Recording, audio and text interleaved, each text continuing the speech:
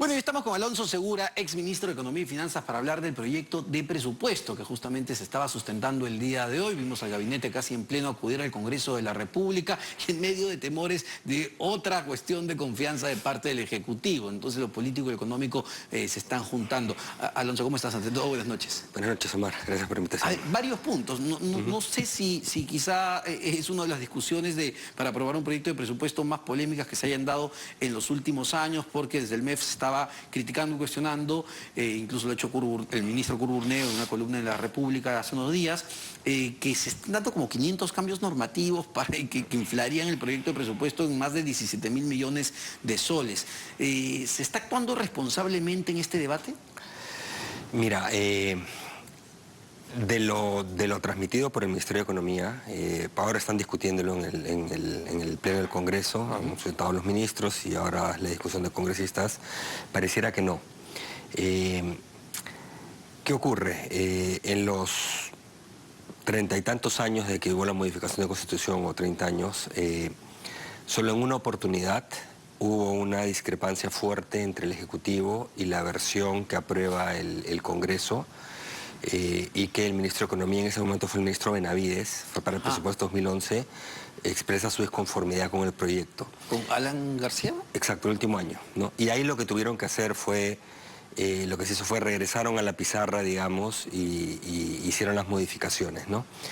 Y después siempre hemos tenido diferencias, se ha trabajado de manera conjunta, siempre los congresistas quieren meter todo tipo de iniciativas, pero se explica por qué algunas no son viables, la mayoría no lo son, en algunos casos por naturaleza lo que quieren, en otros casos porque no hay fondos, y al final se llega a un consenso donde generalmente prima la posición en temas importantes del MEF, ¿no? Por algo es parte del Ejecutivo, es el encargado de manejar la hacienda pública constitucionalmente, ¿no? Y es verdad que hay un punto incluso de negociación que fue hecho público, en su momento tú lo recordarás con Kenji Fujimori, y luego antes de irse la exministra María Antonieta Alba incluso publica los proyectos que estaban buscando los congresistas. ¿Hay un campo de negociación para sacarle o apoyar el proyectito que busca determinado congresista tal? Siempre hay, una vez que entra el proyecto de ley de presupuesto remitido por el Ejecutivo al Congreso, el Congreso, la Comisión de Presupuesto y después el Pleno, digamos, toman control y pueden hacer muchos cambios.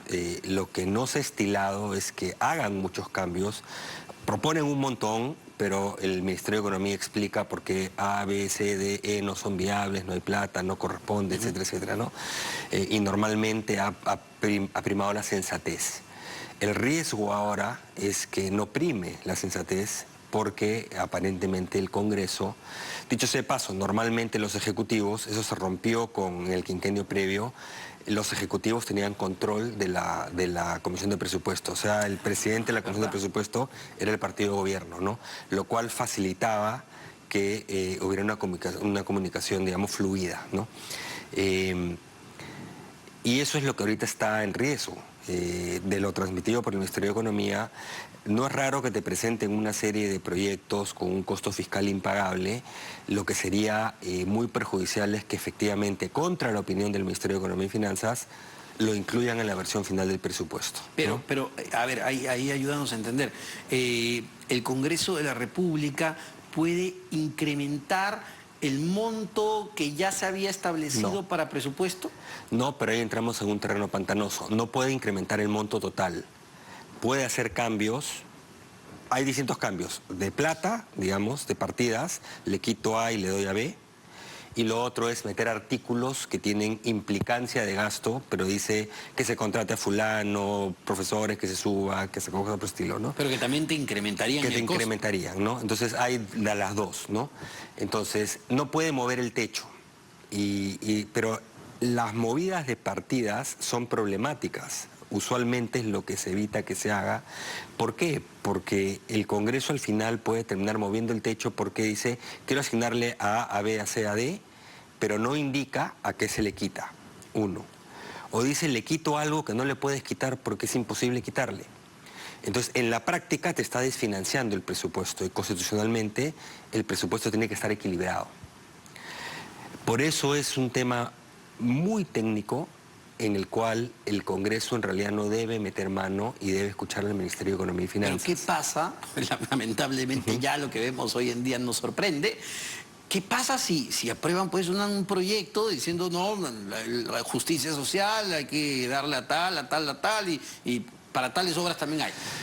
Ok, si pasa eso, es un terreno en el que no hemos estado desde que tenemos la Constitución del 93, nunca, es un terreno inédito, para variar, de los últimos tiempos que generamos malos precedentes de todo tipo. Presumiblemente ahí lo que habría es algún tipo de acción legal del parte del Ministerio, presumiblemente también constitucional, ¿no? Diciendo, has violado, si violaste el límite, o en la práctica implícitamente lo has violado, ¿de acuerdo? Ahí entramos en otro problema, que ese Tribunal Constitucional ha sacado 2 fallos en materia económica tremendamente, ni siquiera voy a decir controversiales, son sin ningún sentido, pero que son tremendamente dañinos. Uno sobre el sistema privado de pensiones, pero el otro sobre gasto público, iniciativa de gasto del Congreso. Claro, Diciendo, uno entendía leyendo la Constitución que el Congreso no tiene iniciativa de gasto, no puede aprobar proyectos dice, que no generen tiene, gasto. no dice no tiene este año y no lo dice, no tiene. Y ellos dicen, no tiene este año, pero comenzó el primero y no el siguiente año, ahí no hay problema. O sea, por eso digo, es un Tribunal Constitucional que ha demostrado que en 2 oportunidades que no comprende absolutamente nada de materia económica de la parte constitucional aplicada al tema económico. Entonces, las acciones presumiblemente podrían llegar a un TC que es realmente preocupante dados los antecedentes que tenemos. Entonces esperemos que no se llegue a eso, pero yo creo que acá hay que poner paños fríos. El Congreso debería entender de que, y ojo, para los que escuchan de repente dicen, es que el Congreso, el Ejecutivo es irresponsable. En este caso, no. O sea, en este caso lo que está haciendo el Congreso es metiendo partidas de gasto. Para ir al tema puntual de lo que está pidiendo, quizás los términos son complejos. Escuchaban más temprano al presidente de la Comisión de Presupuesto, José Luna Gálvez, señalar que se quiere mover una cantidad de dinero de las reservas de contingencia. Y según el MEF, estaríamos hablando de más de 1.161 millones de soles. Sí, 1.164 millones. El problema es que esa reserva de contingencia, a ver, primero hay una parte de la reserva que está blindada por ley para temas de desastres, etcétera, es el 1% de los recursos ordinarios. ¿Okay? Es decir, un fenómeno del niño, una pandemia, como hemos vivido. Como hemos vivido, una parte está ahí. Pero hay otras partidas, lo que pasa es que en el presupuesto, cuando tú formulas el presupuesto, que lo formulas ahora para el siguiente año, hay ciertas partidas que tú ya tienes detalladas, cuál es el monto, a quién se lo vas a dar, cómo, cuándo, entonces lo puedes poner en artículos y decir esto va para ti, para ti, para ti. Pero hay otros que tú sabes que se tienen que pagar, pero no sabes cuál es el monto exacto o las condiciones exactas que se va a dar. Entonces, es como un concepto financiero de provisionamiento. Se ponen en la reserva, pero tú ya sabes un monto determinado que van a ir hacia estas partidas, digamos, ¿no? Entonces la reserva está, salvo este 1%, prácticamente toda comprometida. Entonces lo que está diciéndote el Congreso es, agarré la reserva como si fuera toda plata libre. No es un guardadito. No es un guardadito, no es un guardadito. Es, bueno, yo voy a tener gastos de todas maneras, pero aún no tengo el detalle de cuánto va a ser. Exacto, básicamente en simple es eso. Pero sabes que, sea que tengo que pagar pensiones, sea que tengo que darle plata a la ONP o cosas por el estilo, ¿no?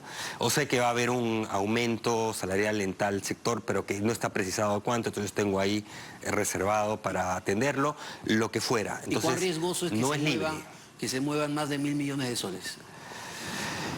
Mira, es negativo. Lo que pasa es que los montos ya han ido creciendo. Cuando yo era ministro, pues si te invité a una partida de gasto de 100 millones, 200 millones, decías, es terrible. Pero ahora la danza en los millones son 40.000 para preparación de clases, 40 y tantos mil para Fonavi, en varios periodos, ¿no? Pero en varios años, pero ya son de miles en miles. Es un monto importante, pero lo que más me preocupa, es el precedente de que el Congreso se pase por encima las observaciones del MEF, la posición técnica del MEF, y contra la opinión del Ejecutivo, que como digo, en este caso, en muchas cosas el Ejecutivo es tremendamente irresponsable, ¿ok? Pero en esta materia del presupuesto es el Congreso. Y diga, no le hago caso y yo meto las partidas de gasto que quiero. Y ¿no? hay otro punto... Estando en terreno constitucional bastante pantanoso, sí, ¿no? Sí. Pero nuevamente, lamentablemente, el intérprete de la Constitución en este momento... Es el TC. Es el TC. Y hay otro punto importante, que no tiene que ver tanto con un monto específico, sino con, a ver, algo que es complejo, que se está introduciendo en este proyecto de presupuesto, entiendo, desde el Congreso de la República, que tiene que ver, lo leo, determina que un órgano constitucional como la Contraloría transfiera dinero a otra entidad como el Ministerio Público. Es decir, que no sea el MEF quien transfiere el dinero, sino la Contraloría al Ministerio Público, Sí. entre entidades que Claro. no manejan la plata pública. Exacto, ni siquiera el MEF, porque el MEF tampoco puede hacerlo. Lo que pasa es que ese es un tema, uno puede decir, bueno, pero es lógico que la Contraloría le da fiscalía y para que luche contra la corrupción, etc.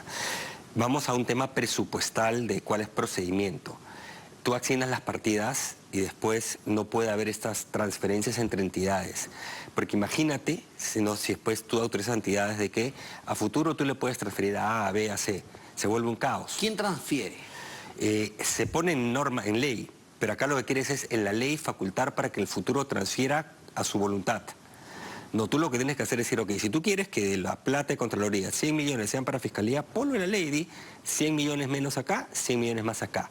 Pero no dejar como que esa facultad de que cualquier entidad agarre y diga, en este caso Contraloría, pero es nuevamente un precedente negativo, de que agarro y tengo la potestad de comenzar a transferirle a otras entidades, porque eso te desordena todo el presupuesto, no la rendición de cuentas, la transparencia, etcétera, ¿no?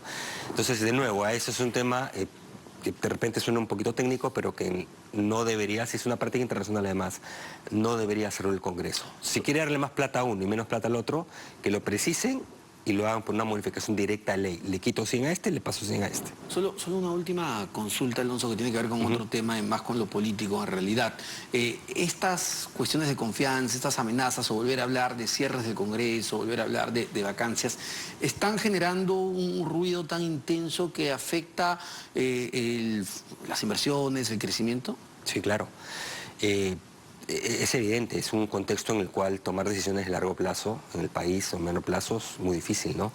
Pero tiene efectos. El cambio de perspectiva de Fitch, de la clasificadora de riesgo a Perú, te cita directamente como las razones no son económicas, te dice es digamos, la inestabilidad política y la incapacidad de gestión del gobierno. Te lo dice directo, en la primera línea del, ¿no? Y eso lo vas a seguir viendo, ¿no? Entonces, yo creo que acá hay que poner paños fríos. Esto que está haciendo el Ejecutivo, de decir, ya interpreté, no, fácticamente cuando hay una ley expresa que ha pasado por el TCE que te dice no, o sea, la ley es válida, no puedes hacer cuestión de confianza en materia legal. Los ministros, el presidente y todo el gabinete se están poniendo en una situación de infracción a la Constitución, ¿no? Pero sabemos además el riesgo que genera porque evidentemente tiene intenciones de poner al Congreso contra la pared, ¿no? Y eventualmente cerrarlo. Entonces están jugando con fuego literalmente y eso desestabiliza digamos, la democracia en el país, ¿no? Entonces es lamentable, pero están destruyendo la estabilidad y la prosperidad de los peruanos, ¿no? Muchísimas gracias, como siempre, Alonso Segura, exministro de Economía y Finanzas. Hemos llegado al final del programa, señora, pero nos reencontramos el día de mañana, como siempre, minutos antes de las 8:30 de la noche, porque al final todo se sabe.